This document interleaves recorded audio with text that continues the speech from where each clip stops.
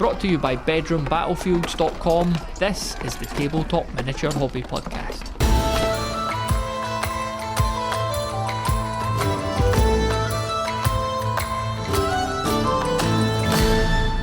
Okay, Mark, welcome back to the podcast. Tell us all about sitting in Bugman's with a pint of beer, opening your Marauder Giant. This is a childhood dream of yours, I'd assume. You know, the whole drinking a pint part. Yeah, absolutely. So, yeah, it was really cool, actually. I pre-ordered the Marauder Giant whenever that went up for order a month or two ago. And then you could have it paid to have it delivered to your house, or you could pick it up from a GW store. I was like, oh, pick it up from a store, that'll be free, I'll do that. And I realised as I clicked the list, it had Warhammer World at the top of the list. I thought, oh, I've never thought of that. And it sort of all collided, really. I was like, do you know what? I'm going to combine that with, I was already going over to the Partizan show in May. And I was thinking, do you know what? If I can make all this happen, I'll go to the show and then I'll go to Warhammer World. I'll have a look around. Also, Rowan, who is in our Discord community, very kindly sent me a membership. An entrance ticket for the Warhammer World Museum. So I had that. And I thought, brilliant, I'll go to Partizan, I'll go to Warhammer World, I'll look around the museum, I'll pick up the Marauder Giant, and I'll go to Bugman's. And yeah, it was super cool, actually. It didn't disappoint whatsoever. And all the people in the Warhammer World place were all like really friendly and like really, I thought it was really cool that I was getting the Marauder Giant. They weren't sort of, oh, if you're not playing the new games, you know, we don't want to talk to you. It was none of that. It was really, really good, actually. And yeah, just opening that massive metal model in that really cool Bugman's pub was, it was a really cool moment, actually. And, still amazed by how good quality that model was, and just looking at it and thinking, wow, someone's hand sculpted this. But what was even cooler is about an hour and a half before that, Ali Morrison, who sculpted it, was stood, like two people away from me at Partizan talking to Dave Andrews about the game that he was playing. And then I was opening up this Ali Morrison Giant and then went and looked at Dave Andrews' amazing diorama, the jousting one. And it's quite a surreal moment, really. All these people who were in White Dwarf when you were a kid, and this model you wanted to buy when you were a kid, and then suddenly you're this middle-aged man experiencing it all kind of coming back round full circle. It was a very cool moment indeed. The beer wasn't particularly amazing, though. It was some kind of Golden Space Marine special. It was all right. Just some sort of pissy, weak lager. Yeah, it was. It was just clearly just a can of Foster's that then they decant into the thing or something, and then charged like £9 for it. I had a half as well, and it came in this tiny little mug. It was quite cool. It was quite funny. I just pretended I was a Marauder Giant with this minute mug. A barrel. What was the packaging of the Giant like? I'm assuming they didn't put it in like I'm assuming that thing never came in a blister pack originally anyway, because it'd be quite big. But it's sort of like a blister, like a double type blister, so a bit bigger, with like half of the bits in each of the trays, and then it's in a cardboard box, but the cardboard box is just like a generic branded Warhammer branding, and it's just got their sort of like black and white artwork for some of their modern stuff on it. So, and I bought a Green Knight from them as well, and that came in the same type of thing. So I think it's just like the generic box for stuff that hasn't got artwork on. So it would have been really cool if it had the artwork. And I thought they might have done it, but again, it's production cost, and they kind of haven't bothered with that. But no, it was still cool that it was actually in a box and opening it up, and it still weighs loads. It's a really cool thing. How much was the Giant, if you don't mind me asking? It was £50, which actually it's a chunk of money, obviously. But I think I look back. I'm trying to remember. I can't remember exactly what I looked up. I think when it came out, it was about £15 or 20 quid. It was that kind of money. So yeah. 50's not bad. It's probably fair. I'm surprised. I expected like 3 times that, to be honest. Yeah, they could have charged more, and they haven't. I don't know why, and it's pretty good. The second-hand market ones, still really expensive, eBay ones and stuff like that. But the only thing that they have done is it appears they opened up a window, produced some, and then closed the window again. So I was lucky to get in at the point they went live and got one. I know not everyone's been so lucky, but yeah, price wise, I think that was fair. And the Green Knight that I bought was 25 quid. Again, that would have been probably 10 quid when it came out, 15 quid. So it all feels like they're not, they can't be making a bucket load of money on it. How do you keep up with, because I know that they do, limited runs on stuff like this and models for the past, like how do you sort of keep up with that, if at all? So it's mainly through people putting it on Josh's Crown of Command Discord. There's a GW made to order channel that he's created on there, and I just popped in there and had a look in there, and people were talking about it. Ted, who's on our Discord and on Josh's as well, has been really on it and kind of like letting people know when things are going up and live. So that's been really helpful, because I haven't really, I've not been keeping up with GW for ages, so I wouldn't really know. And their website's a bit weird. It's quite hard to navigate. It's sort of, it seems a bit strange. It seems a bit hard to try and work out where stuff would be. But yeah, they publish, I think, on like a Sunday night what they're going to put available for pre-order the next Saturday, I think, every week. And they've occasionally done these pre-orders for the old world stuff, and bringing back the old models. So it kind of happened in a bit of a flurry. But when they did the Giant, they also did the river trolls and the stone trolls and some other stuff as well. So it kind of all happens in a bit of a bundle, as far as I can tell. But if it's selling well and people are appreciating it, then hopefully that means they're going to also do some of the other kind of classic things like, Empire steam tanks and war wagons. And they're the things I think people would really like to see, and are kind of worth the money, if you like, because they were always, especially for our generation, they were the things that you actually couldn't really afford when you were into the hobby. Because they were that bit more money, and it was like, well, I could buy a game for that, or whatever it might be, or best part of. So they were probably the things that didn't really ever get bought. So yeah, they're on my wish list a little bit more than anything else. Yeah, Snotland Pump Wagon. Like if they did that, I would get one for my Jareth warband. Yeah, I think they have done one, but I think it's a more recent one, so perhaps one from a later edition of Warhammer. I think I don't really know, but I'm kind of pretty much only interested in like the sort of 4th and 5th edition type Hero Hammer stuff, to be honest. Yeah, big lump of metal. The only reason is it's just the big lump of metal, the sort of cheeky grins and the silly kind of sculpting stuff. Like I like that slightly cartoonish aesthetic, just because it's what I remember really more than anything else.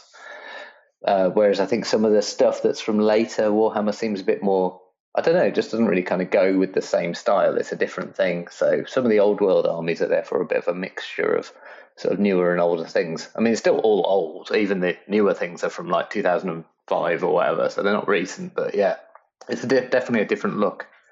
There is a satisfaction with the massive lumps of metal, isn't there? Like I would love to see one of the early Great Unclean ones, because I never held one, but apparently they were like proper bowling balls. So yeah, they would be. And if I don't really know how it works, but something to do with the fact that the old world game is set.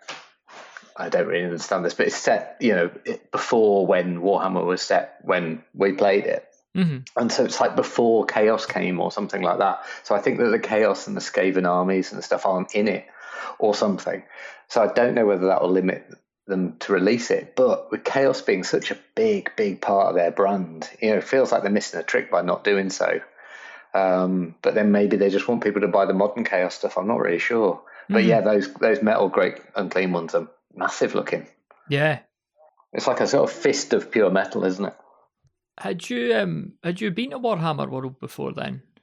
No, I hadn't actually, and I'd always toyed with it and never been. And you did your little report back when you went a couple of years ago, was that? Yeah. And that enthused me. I was like, oh, I must go. And although I was and I was pleased that I'd heard your episode and your report back about the fact that it wasn't quite the museum per se. It was a bit more of a showcase, and it didn't have that kind of chronological structure to it in a way that it could have done as a visitor centre.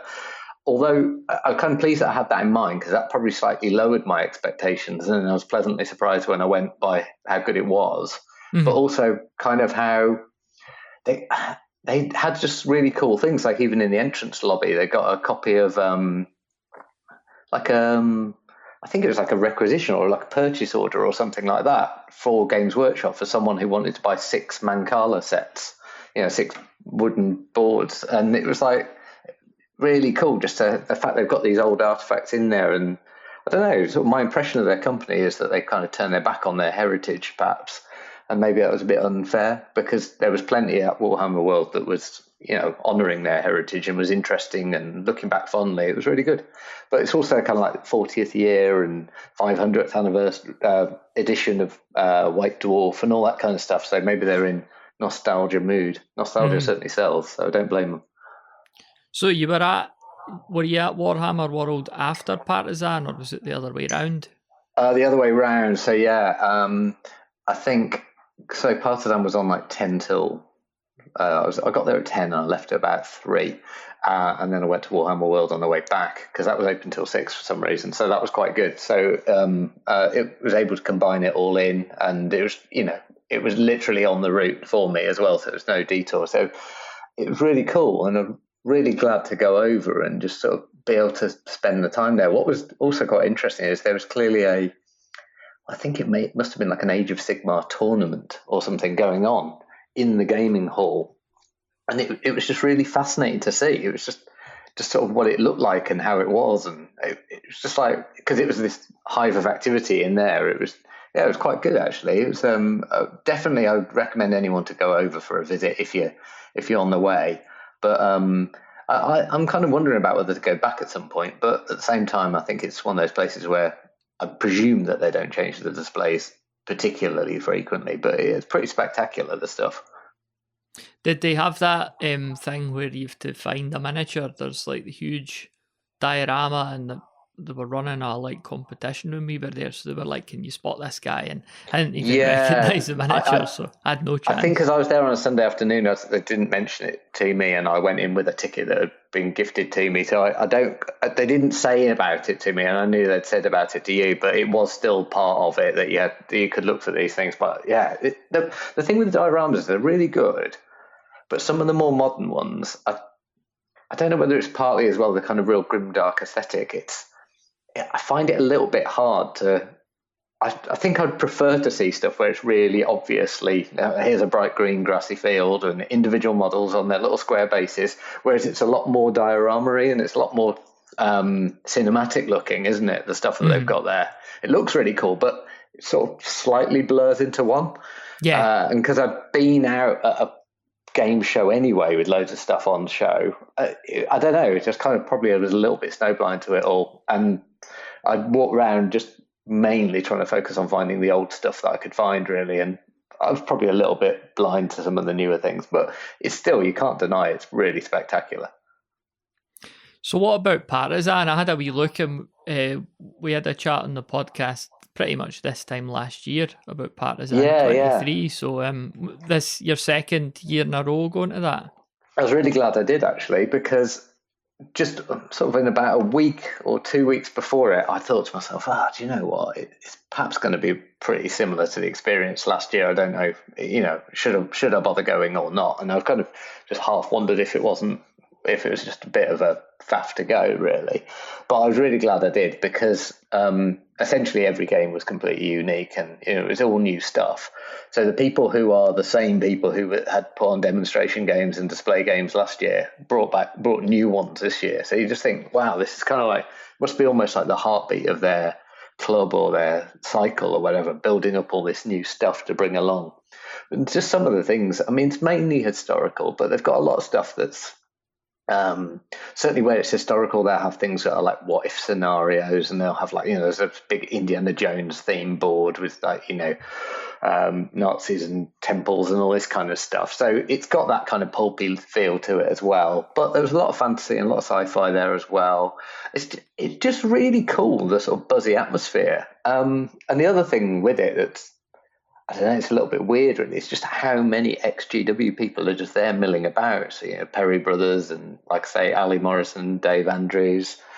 Who else was there? Rick Priestley was there. John Stallard was there. And it was, just people just sort of milling about that you recognise out of White Dwarf magazines. And I don't know, it's just it's quite cool. It's obviously just a real community meet point where these people decide to get together and all go along. And just I think it creates something where sort of, even though I was just walking around and just chatting to a few people and just kind of mostly just observing it, really, you feel like part of a bigger community. And you're not necessarily going to appreciate everything that everyone likes there, but there's just so much. Everything's got something in common, which is all about that thing that draws me to tabletop miniatures games over, say, video games or board games or card games or whatever it might be. And it's that visual spectacle of bringing the miniatures, the terrain, the people, the social atmosphere, all that stuff together. It's quite hard to capture, really. I imagine if you're into cars or whatever it might be, you want to go to a big motor show and see all these things together and actually sort of go up and smell them and touch them and feel them and be there. Because it's such a visual, visceral kind of hobby that to be able to really experience it like kind of at hand rather than just through photos is a really cool experience, actually. And also, I think the other thing that I enjoy as well is just browsing all the stalls, looking at the traders, seeing what stuff people have got on offer. I didn't really buy very much, but it's just cool just to see what's there, really, and all the companies you've never heard of and the game systems and the settings that you've never considered playing games in. It's really inspiring. And I'm really pleased I went. Definitely go again. Yeah, that's cool to hear about, like, Rick Priestley, Ali Morrison and all these folks just milling about as well. And it gets you thinking that we do live in quite a unique time where, that it wasn't a short time ago that they were involved in really growing the company to what it is, and a huge part of everyone's childhood. And they're still around today. I know we lost Brian Ansell last year, but there's still more chance than not that you go to these events and see these folks milling about. And it won't always be that way, like, not to be moribund, but everyone gets older and older, and there'll come a day where that isn't the case. So it is this unique time, isn't it, where that these people are legends and you're able to just access them. And it's something I hope, not in a bad way, but it's something I hope folk take advantage of, at least get the chance to speak to one or two of their heroes at some point in the next few years. Yeah, and they seem very available now, and very because I think a lot of them are reaching sort of either the ends of their careers or retirement and so forth. So they're willingly giving their time. There's people on YouTube who are doing interviews with them, and there's podcast appearances, and they're going to things like this. I feel like they are very much, and they're putting out things like the obviously there was the Dice Men book, and then the Talking Miniatures book. There's kind of sense of giving back a bit to the community and doing that. It feels like that's a really good opportunity to kind of really celebrate. It's almost like there was a kind of probably a bit of a golden age of wargaming when it first came about that inspired these guys, and then they in turn then were kind of had a renaissance in the 90s through Warhammer and the GW games, and then they've gone back to perhaps their roots in historical gaming, a lot of them, in terms of their interests. But what it's done is it's kind of created then, hopefully there'll be like a third wave of people who are their prodigies, who come through and start really carving out a unique space and doing things in a different way. Because some of the stuff, some of the rule systems, some of the miniatures, some of the terrain, and all of the different kind of elements of the hobby, although they've developed since the 1990s and they've come on in different ways, there's still a lot of reference points that go back to that GW kind of what I see as a kind of golden era. And I know that's partly nostalgic because it meant a lot to me as a kid, but at the same time, I do feel like, you look at things now and there's sort of no greater praise for a lot of things of when people say, "Oh, this is just like something from Warhammer from 1994 or whatever it might be." That feels like and these people who were involved in that, it just felt like it was probably a real coming together of minds and creative enterprise, and it did create that kind of almost Renaissance period. I would have thought, with just so many enthusiastic, creative people just pooling their resources, and the legacy they've created is pretty amazing. It makes you think too that, again, not following the company too closely, so I could always be slightly wrong on these matters, but they don't really tell you much about their staff, their rules writers, or anything like that. It's all just under the company umbrella. And I mean, as far as I know, the kind of last personality at the company, if you like, was the boy Duncan Rhodes, the painter. But apart from that, I don't know if people know too much about the folks at Games Workshop. Again, I could be wrong, but it makes you wonder that, in 10, 20, 30 years, will you be able to go to events and have these people that are, real legends in the industry? Will it just be, YouTubers or influencers or whatever the alternative will be far into the future? Will it be those folks that everyone knows rather than the people that have created the games? And I know that there's a whole world outside the Games Workshop, and we know a lot of great games designers and games creators that aren't under that umbrella, but you can't deny they're obviously a massive company. So it will be, I mean, the landscape presumably will change decades from now. I think it will. I think the comment you make about the influencers thing is a big thing because, I mean, commercially, the amount of companies now that use influencers as essentially their spokespeople, and they just exist as this kind of bland corporate entity behind it, and the voice actually is coming through what is sort of as if it's their customers, but they're obviously actually really their sales agents. It's quite a weird kind of way of doing things. It's possibly not totally sustainable, and people will maybe get a bit burnt out by it, or they'll start to distrust it, or the more professionalized that social media becomes, the closer it becomes to standard media, and so that kind of thing, it starts becoming a bit more like, well, they are the institutions themselves. So I think that might change in its own right. But I think the observation about the fact that you don't know the people who are creating the games, you're more likely to know the people who talk about the games. That's quite an interesting change, actually. And I think it's a really good point, because even the fact that I knew who Ali Morrison was, because I recognised him, and I know he sculpted the giant, it is all just information that was at the forefront of what they were doing in White Dwarf. If you looked at those back pages with the pictures of the miniatures, it always said who sculpted them. If there was photographs throughout the magazine, it would always a battle report or whatever, or an article, it would always have a photo of the person.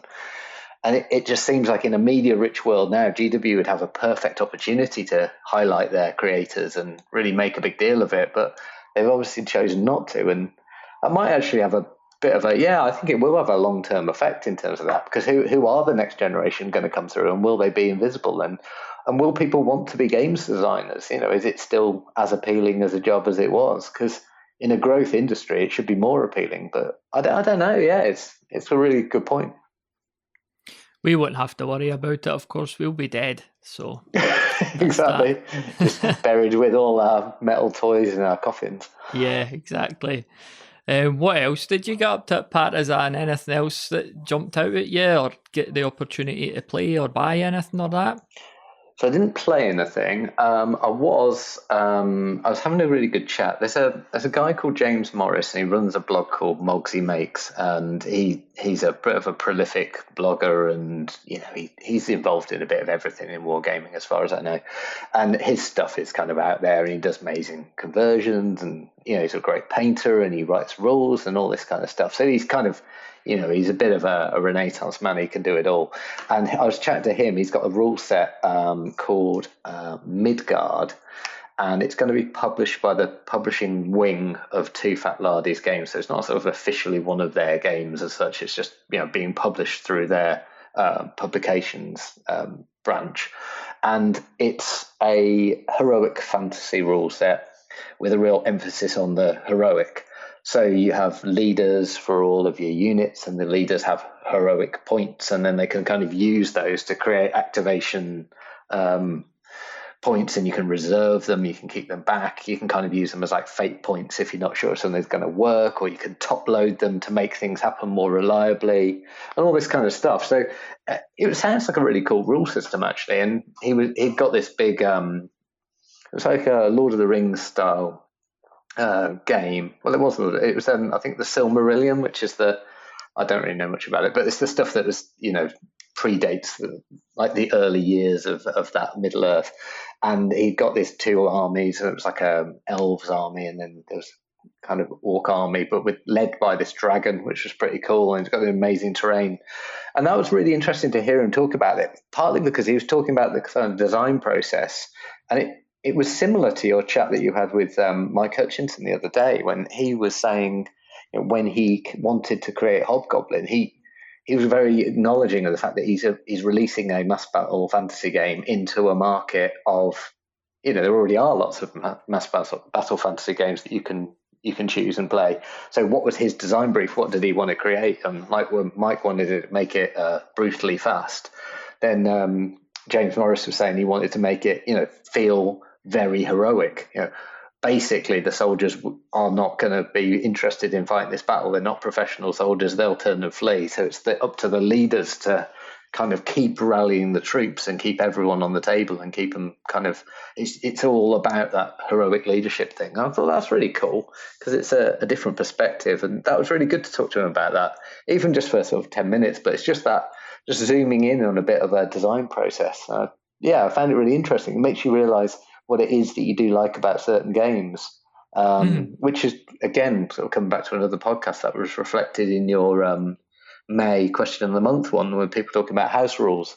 Not only was it inspiring to hear about people's house rules, but it's also inspiring to hear about why they want that house rule. What do they want their game to do more of or less of? Do they want it to be quicker or more narrative or this or that?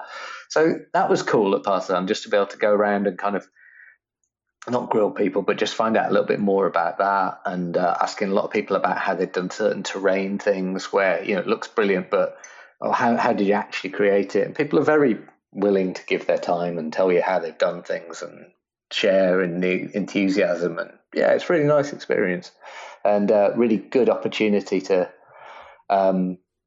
maybe ask questions about something that ordinarily you probably would pass by and go, that's probably not something I'm going to do, or that's not for me. But actually, every game there is born out of enthusiasm, and it's born out of passion, and everything that people are doing, they're all doing it for fun. There's no one there who's difficult to talk to or is going to tell you to go away. They're all very welcoming.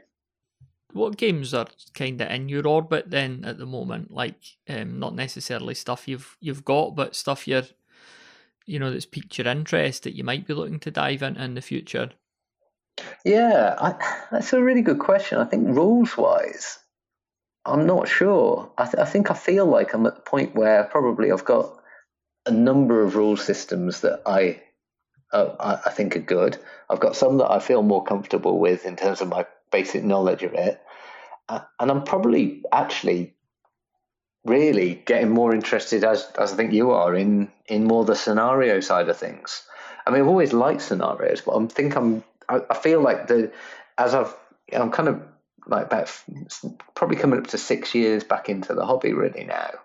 And if I'm thinking, well, if in 15 years' time I still want to be doing this, then where will I go with it? It's not just a case of buying more games or buying more miniatures. I think it's a case of sort of deepening what I do and getting a little bit more, thinking about playing out more kind of campaigns and more structured scenarios and more sort of maybe things with like a sort of GM type elements or big games, multiplayer games. So it's more that kind of using the tools that I've already got through the rules and the miniatures and the terrain, and trying to use them to sort of tell more different stories and thinking about that a bit more. I mean, the one thing that I am currently doing as well is I decided after playing after we had our big Warhammer Games Day in April, it kind of inspired me to actually, that was the first time I played Warhammer in 30 years, and it actually made me go, do you know what? I do like it. It is good. Yes, it's a slower system, and yes, it's different to modern systems, but it's got some real richness to it. And that richness is really exciting and really cool in terms of thinking about what kind of armies you can play and so on. So I've been buying up some old, new castings of old sculpts, old Grenadier, Wood Elves, and various other things, mixing in some other models from various ranges to try and create a bit of an old school Wood Elf army on 20mm square bases. So it's kind of all, Warhammer compliant, if you like. And I'm interested in getting into that, but again, I'm not looking at the old world. I'm not looking at any specific major particular version. I'll happily pay, whether it's 4th, 5th, 6th edition, doesn't really matter, or 3rd edition. I'll try them all. It's just more having the tools to be able to do it. So I think that's where I'm at really at the moment, rather than thinking about what's new, more about what have I got and how can I get deeper into it. Yeah, I mean, we obviously that was another thing to catch up on, was that massive game of Warhammer. We did publish the report that you guys put together on the website with photos and stuff like that. You had a good chat with Josh as well on the Crown of Command about that, which I'll link to in the show notes. Speaking of Josh as well, like how's the painting lessons going? Are you still doing those? Yeah, really good. I'm sure Josh won't mind me saying, but his son got involved in an accident a couple of weeks ago and is on the mend, thankfully. But as a result, my last painting lesson's been postponed, so that's going to happen later this month. But yeah, I've been having a monthly lesson with him since February, something like that. And that's really useful, actually. I find it's a really good opportunity just to take something that I've looked at and gone, well, I'm not really quite sure how to do it, so I don't think I will. To try and take those miniatures that I bought and then put on one side because I'm nervous to paint them, and try and flip that round and go, okay, I shouldn't be nervous to paint anything that I've bought, because why did I buy it? I bought it to paint it. I should feel confident enough that I can paint it, to a level that I'm happy with. So that's been kind of what's really driving it. It's like trying to take a certain thing and go, okay, I want to do it like this, but I don't know how, and then really build that as a bit of a brief for Josh on a monthly basis. So he then will look at it and then go, okay, I think you do it this way or that way. And some of it's through direct experience of that technique, and some of it's more he then will go away and research it and think, okay, well, how could that work best? And then come up with a few different solutions. So, yeah, it's been really useful. It's also really nice to do. It's a really kind of pleasant hour just to spend just taking that time and talking and painting and just really focusing in on how someone who's really skilled at something. It's always pleasurable, isn't it, to watch people who are good craftspeople doing their craft. And I certainly have enjoyed that aspect of it as well. Yeah, I mean, I've seen some of your photos recently, and it looks like I liked your painting anyway, but it's really coming on now. So, thank you. That's cool. Do you think you'll get to the stage where you look at all the stuff that you've done in the past 5 years and you're like, right, time to strip the whole lot and start again? That's always my worry if I was to make some sort of qualitative leap. It crossed my mind, and actually, the other day, so a couple of weeks ago, was it Jason put something on their Discord saying, well, would you post like with all his progress for like 5 years in the hobby and some things he'd done? It was really cool. And he's like, oh, well, other people post their pictures. And so all my miniatures are in boxes and they're just on the kind of, we've got this weird, like, it's like not a loft, but it's like a mezzanine floor thing in our old house.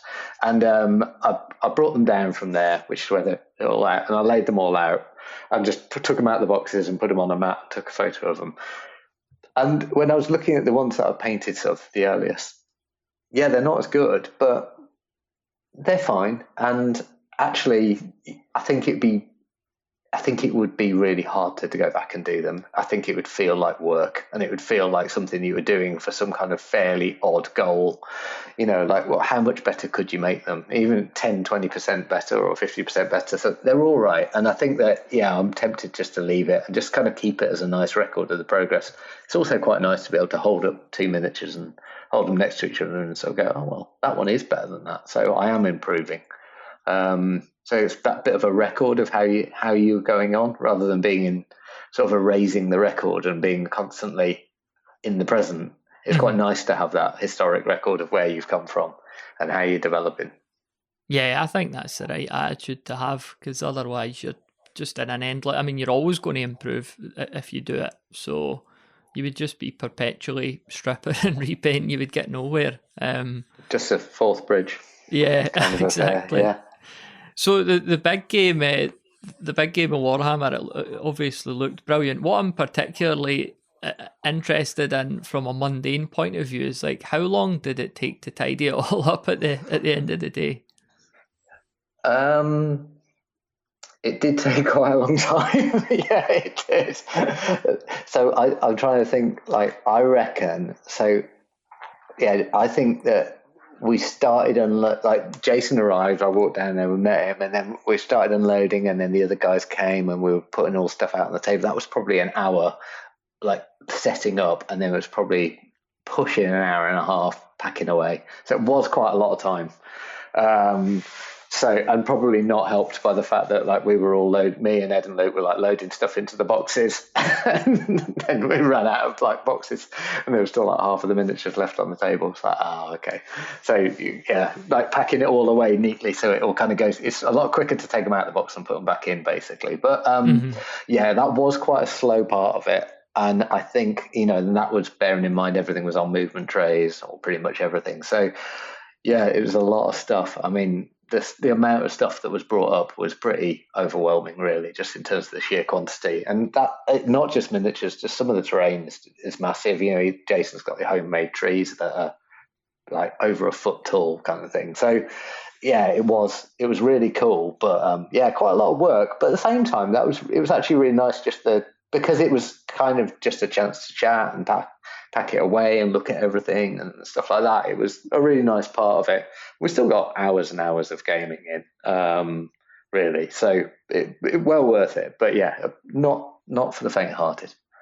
I know. I mean, like you're saying, the actual dice rolling is a big part of it, but it's not all of it, is it? Like, there's so many other components to that. And a game like that, it's not your run-of-the-mill Monday night club night game. It's more of an FA Cup final, isn't it? It's a big event. Did you have the suit and tie and the flower in your jacket? And your massive headphones. Yeah, aye. Yeah, just to ruin the image. Yeah, it was like that. It was cool. I think the other thing that was really, like, you've talked about this before, just lining all the miniatures up and just looking at them and just putting them out as if they're fighting. Mm-hmm. Like, that is fun, actually, isn't it? And so an element of putting out and packing away was still just joyous, because you're just there just going, oh, wow, look at this. Oh, what's this? Look at this hill. Look at this tree. Look at this house. Look at this monster. It's so, yeah, really, really.